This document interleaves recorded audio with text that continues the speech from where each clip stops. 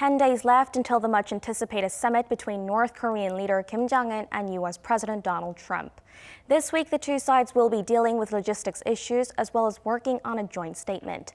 A last-minute tug-of-war is expected as they try to reach a deal over North Korea's steps towards denuclearization and what the U.S. should do in return. We'll have an expert in the studio later for more on this, but first, let's turn to Devin Whiting at Arirang's News Center for a look at the day's headlines. Devin. Tug of war is probably right, Minji. North Korean and U.S. officials are working together on that joint statement that their leaders will issue next week. And for the summit to be seen as a success, the statement needs to be as specific and concrete as possible. Our Park Ki-jun reports. It's hoped North Korea and the U.S. can make further progress this week on their joint statement for the upcoming Hanoi summit. U.S. Special Representative for North Korea Stephen Biegun and his North Korean counterpart Kim Jong-un will meet in the Vietnamese capital in a bid to narrow their differences. Biegun previously said the two sides already set the summit agenda during their working-level talks in Pyongyang earlier this month, and that they will try to overcome any differences of opinion at the follow-up negotiations. Kim Jong-un and President Trump agreed in Singapore last June to establish new bilateral relations and work toward establishing peace and denuclearization on the Korean Peninsula.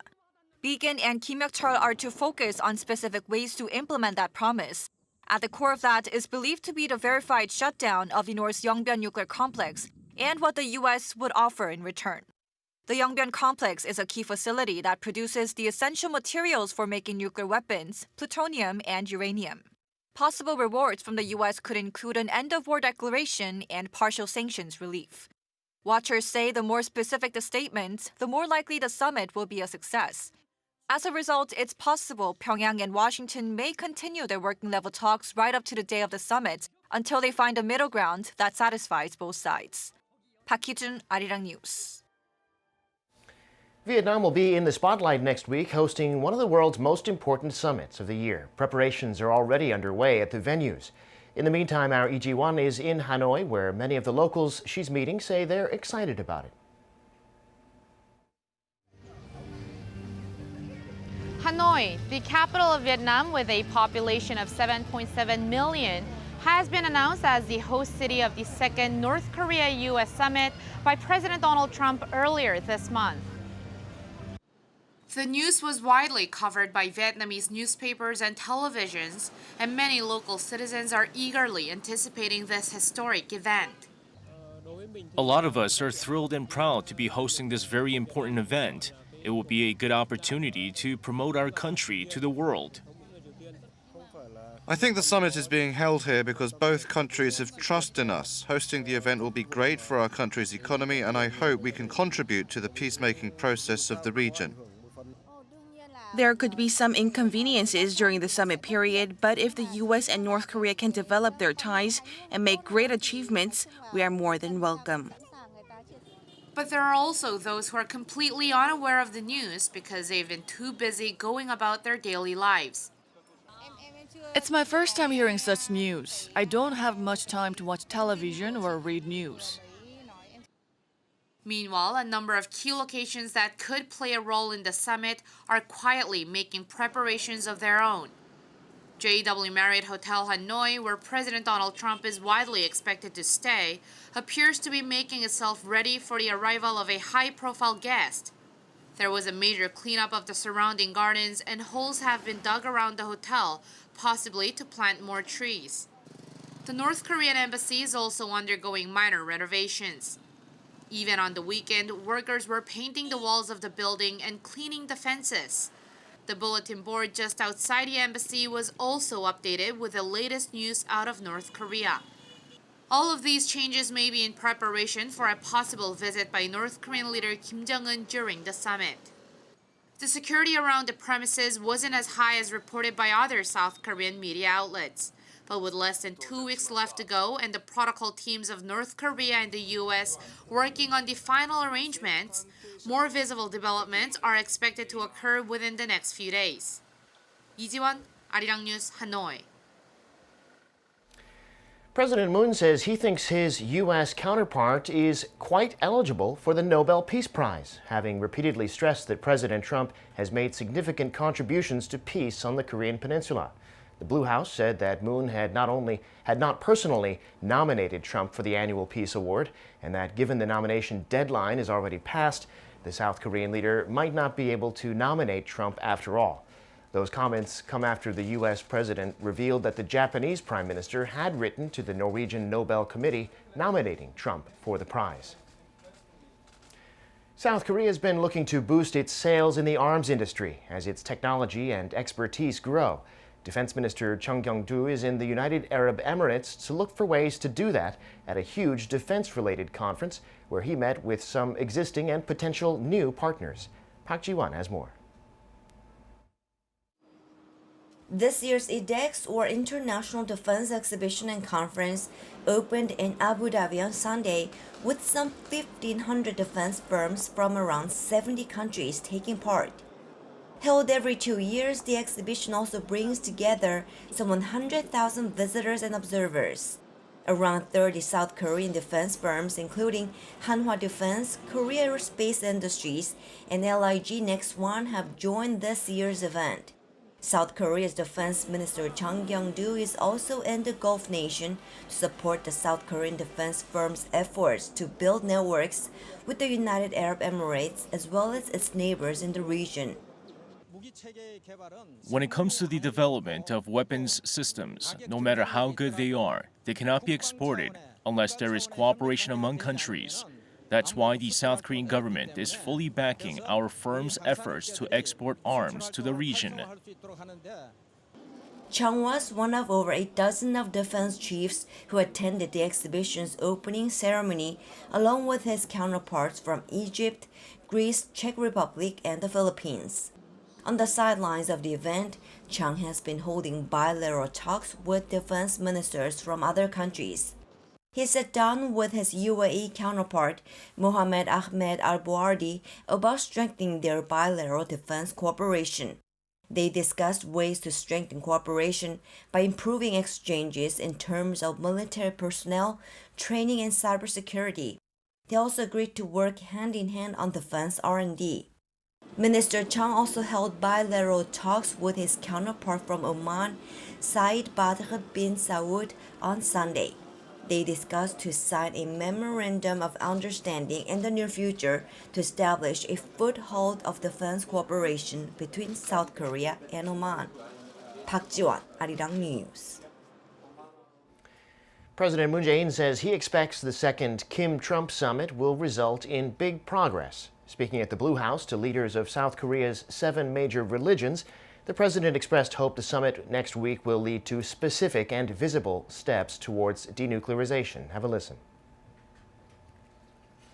다음 주에 열릴 제2차 북미 정상회담에서도 비핵화와 북미 관계 정상화에서 큰 진전이 있을 것으로 전망을 합니다.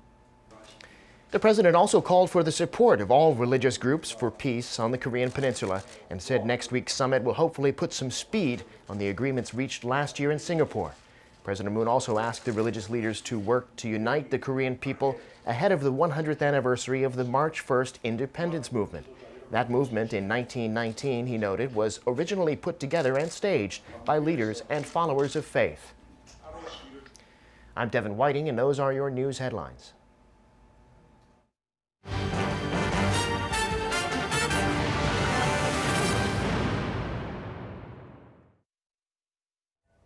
North Korean leader Kim Jong-un's close aide, who was in Vietnam, checked out a few spots around the country on Sunday, including a local Samsung factory and a famous tourist spot, potentially browsing possible places Chairman Kim Jong-un could visit during his stay there. Our Oh Jung-hee has more. Will the North Korean leader visit a Samsung electronics factory during his state visit to Vietnam? According to Seoul-based Sinop News Agency, Kim Jong-un's close aide and the director of North Korea State Affairs Commission, Kim Chang-sun, visited Samsung's smartphone factory in Vietnam's Bac Ninh province on Sunday. Bac Ninh, located northeast of Hanoi, is the country's manufacturing base. South Korea's Samsung Electronics built factories in this province and in the city of Thai Nguyen to produce half of its smartphones in Vietnam. If Kim Jong-un does take a look around the Samsung factory, the move would be seen as a message of his strong will towards economic development. As Kim Chang-san is Pyongyang's key official in charge of protocol, wherever he visits gets lots of attention as those places could end up being visited by the North's leader, Kim Jong-un. In addition to the Samsung factory, Kim Chang-san reportedly visited Vietnam's popular travel destination, Ha Long Bay, and stopped by at the Hanoi Opera House. The late former North Korean leader and Kim Jong-un's grandfather Kim Il-sung visited Ha Long Bay on his trip to Vietnam in 1964. The North's protocol chief is also known to have visited Lang Son, a Vietnamese city on the border with China, which has led to speculation that Kim Jong-un may travel to Vietnam by train. If he does, then he might come to Lang Son by train and then travel to Hanoi by road. Meanwhile, the logistics teams of Pyongyang and Washington could have met each other for the first time on Sunday. That, as Kim Chang-san stayed at the Sofitel Legend Metropole Hanoi for about an hour. His U.S. counterpart, Daniel Walsh, who's the White House Deputy Chief of Staff for Operations, arrived in Hanoi on Saturday. Reuters reports Kim Jong-un will arrive in Hanoi on February 25th, a couple of days early ahead of the summit with President Trump. Oh Jung-hee, Arirang News. And for more on this, Dr. Bong Young-sik from the Yonsei Institute for North Korean Studies joins us in the studio today. Welcome to the program. Pleased to be here. So we're just over a week away from the Kim-Trump summit. Like we heard, Kim Jong-un, known as North Korean leader's de facto chief of staff, arrived in Hanoi over the weekend. Could we say that logistics discussions are now in full swing ahead of the summit slated for February 27th and 28th? Clearly, judging from the fact that his counterpart, Mr. Daniel Walsh, the Deputy Chief of Staff of the White House, is already in Hanoi, his reason to be there must be discussing and preparing for the logistics for the summit meeting between the two leaders of North Korea and the United States. So all the working level meetings are going to be held between the two countries, but the focus of the working level meeting is to sort out the major agendas that will be on the table. Mr. Kim Chang-sun and Mr. Walsh have a different mission, which is to take care of the logistics of the summit meeting in Hanoi, Vietnam. So a lot of attention has been on when and where in Vietnam the North Korean leader Kim Jong-un could visit. Now, Reuters reported that Kim will arrive in Hanoi on February 25th, and that's 2 days before his summit with President Trump. Now, it's likely he'll be making a state visit, becoming the first North Korean leader to do so in over 5 decades. What's the significance of this, and what do you think will be on Kim's itinerary? It is an international diplomatic protocol for any leaders to make a courtesy visit to the head of the state of the hosting country if the summit meeting is held in that country. Mr. Donald Trump, President of the United States, and Mr. Kim Jong-un, the leader of North Korea, also arrived in Singapore far early than the scheduled summit meeting, the first DPRK United States summit meeting on June 12th last year. So the early arrival by Mr. Kim Jong-un in Hanoi is to also serve that purpose, to pay the courtesy visit to the hosting country's head of the state, President Eun Fu-song. But at the same time, it seems like he wants to make a very clear statement to the rest of the world that North Korea is truly committed to pursuing economic development, not just the development of nuclear warheads and long-range missiles, but he is determined as a top leader of the country to lead the country and its people to the direction of economic prosperity, probably emulating the successful model of Vietnam. Now, there have been reports that Kim Jong-un's close aide, Kim Chang-sun, visited Samsung's smartphone factory in Vietnam on Sunday. Now, it remains to be seen whether he will actually make that visit, but if he does, it's expected to have a lot of significance. How should we be interpreting this? In the same context of what I just said, that it seems like Mr. Kim Jong-un wants to catch two birds with a stone. Not only makes progress in terms of negotiating with the Trump administration of the United States on possible normalization of bilateral relations between the two adversaries since the Korean War, and expressing the desire and determination of North Korea to move in the direction of economic development.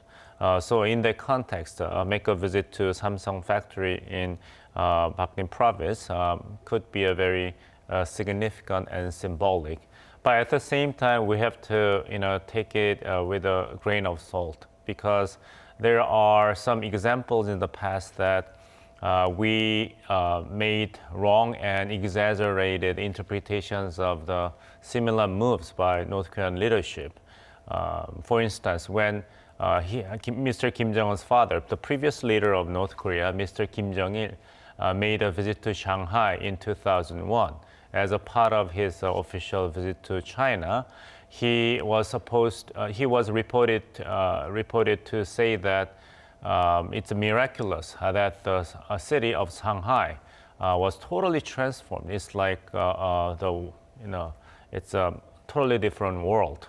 But nothing major economic reforms have followed by his visit to Shanghai. And when CEO of Google, Eric Schmidt, was inside North Korea with his family, when current leader Kim Jong-un has just inaugurated as a new leader of North Korea, many North Korean watchers expected Mr. Kim Jong-un would welcome to have a personal meeting with Mr. Eric Schmidt, the leader of the most innovative and biggest companies in the world, if Kim Jong-un was truly committed to leading his country in the direction of economic prosperity. I mean, what did he have to lose if he has a lunch meeting with Mr. Schmidt and learn one or two things about how to run big companies or innovation in the world of technology? But he did not bother inviting Mr. Schmidt to his office. So you have to think everything in cluster. You do not want to just make a very selective, picks to corroborate your own idea that Kim Jong-un is truly committed to economic prosperity at all cost, even at the expense of giving up nuclear weapons and missiles, or Kim Jong-un has a desire to catch two birds with a stone, nuclear weapons and missiles, but at the same time economic prosperity. So we have to wait and see to see more tangible and verifiable evidence whether he is truly determined to give up nuclear weapons and missiles in order to lead a country in the direction of economic development, or he is just still wavering between two very necessary and attractive options to stay in power. So that's something that we'll certainly have to keep our eyes on. How do you think Kim Jong-un will be making his way to Vietnam? In the first summit in Singapore, he traveled by plane, and a North Korean delegation is believed to have looked around the northeastern Lang Son province, which borders China, possibly indicating that they're assessing the potential of traveling by a special train to reach Vietnam. Which option would you say is the most feasible? The honest answer is that I do not have a clear idea, because it is well known that his grandfather, Kim Il-sung, always preferred to ride on the train, not airplane, because of his early experience as a guerrilla leader. So he was very conscious of the possibility of any danger to his personal safety. And the distance from Pyongyang to Hanoi is quite long. So not taking the airplane might be imposing to North Korean delegations to prepare for Supreme Leader's visit to Hanoi for summit meeting. But we have to wait and see. Now, it seems that both sides are starting to raise expectations ahead of the summit. On Saturday, President Trump said that the talks with North Korea will be a success, while a North Korean propaganda website on Sunday also said that Pyongyang-Washington ties could experience a major breakthrough. Now, North Korea has been pretty much tight-lipped on the summit itself until now. How should we be looking at this?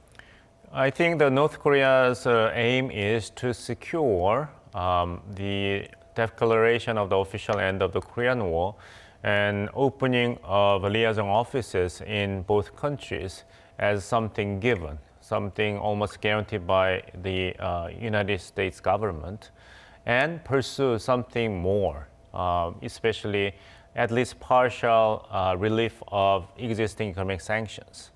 But it is unclear whether Trump administration is ready to give so much to Pyongyang in this summit meeting.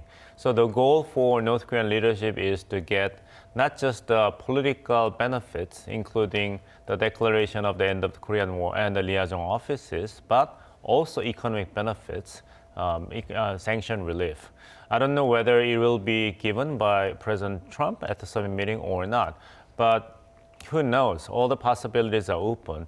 But in order for North Korea to get economic benefits, then there must be very substantial changes of North Korea's current position with regard to, denuclearization and dismantlement of the intercontinental ballistic missile that can carry nuclear warheads to the territory of the United States. So you can say that everything has its price and everything can be negotiated, but the price that North Korea and the United States has to pay to get more from the other might be quite steep. Now, along with the logistics checkup, working level talks will also take place this week. Now, if the talks in Pyongyang earlier this month gave the two sides to go over what cards they had, this time they will have to put things down on paper. How do you see the talks going on this time? It'll be a very difficult and arduous, detail-oriented negotiations at the working levels because a U.S. representative for special representative for North Korea, Mr. Stephen Biegun, already tried to lower the bar of expectation for the next round of working level negotiations with North Korea, saying that we are going to continuously negotiate with each other even after the summit meeting in Hanoi. That means that the best outcome we can expect from the second summit meeting between Trump and Kim will be both leaders agreeing on major issues with a very broad strokes. But the details will remain to be negotiated and determined by the next rounds of multiple rounds, I would expect, multiple rounds of working level negotiations after the summit meeting. So we are talking about a very long future ahead in order to see very substantial and specific outcomes. Now, but just before we let you go, a key focus is expected to be dismantling of North's Yongbyon nuclear complex and the verification of this dismantlement, as it's a key facility that produces plutonium and uranium. As for concessions on the U.S. part, Pyongyang has long been demanding the easing of sanctions, also calling for the reopening of the Kaesong industrial complex or the resumption of Mount Kumgansang tours. What outcome do you expect? Well, as I said, that everything has its price, and if North Korean leadership wants more, especially sanction reliefs from the United States, it would have to promise more than just the dismantlement of the nuclear complex in Yongbyon. United States must be really interested in seeing North Korea fulfilling the full cycle by international standards of nuclear dismantlement. What is the full cycle?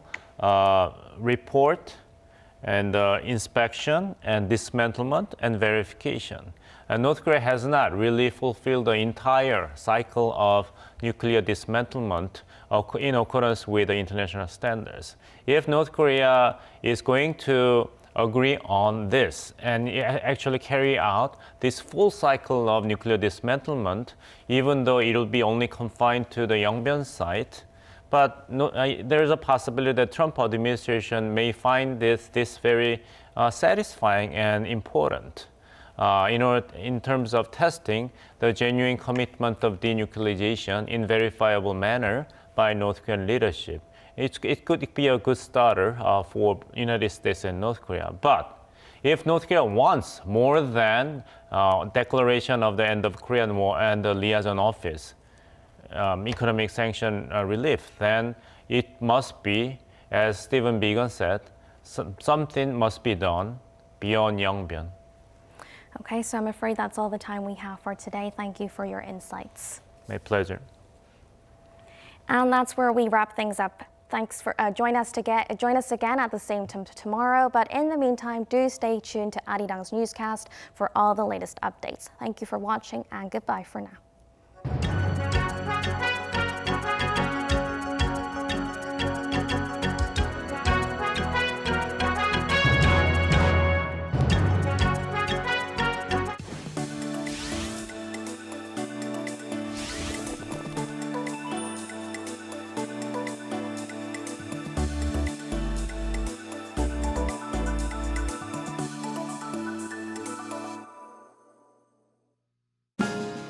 A village in Andong, Gyeongsang-buk-do province is just as it was in the old days.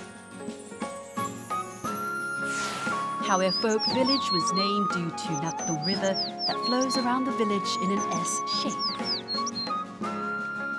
The first thing that comes to mind when you visit Andong Hwae Folk Village is that it's like time traveling. Hwae Folk Village that shows the beauty of Korean tradition that is untouched was added to the UNESCO World Heritage List. There is also a special masked dance drama called Hwae Persingut Taluri. Through masked dancing, people satirize the status system and let out the inner anger and sadness they have suppressed due to farming. Depending on the role of the play, various pieces of Hwae mask that express joy, anger, sorrow, and pleasure and humorous look have been in the spotlight around the world. A place where Korean traditional charm and history are mixed. Visiting Andong Hwae Folk Village is the way to trace the long roots of Korea.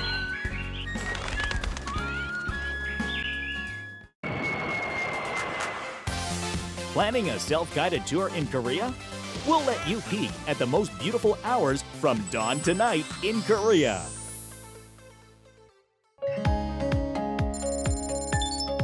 Come to Incheon, a city whose glistening morning is precious.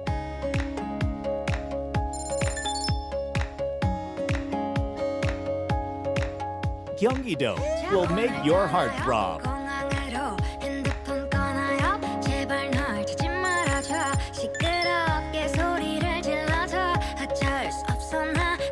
Come visit romantic Gyeongnam.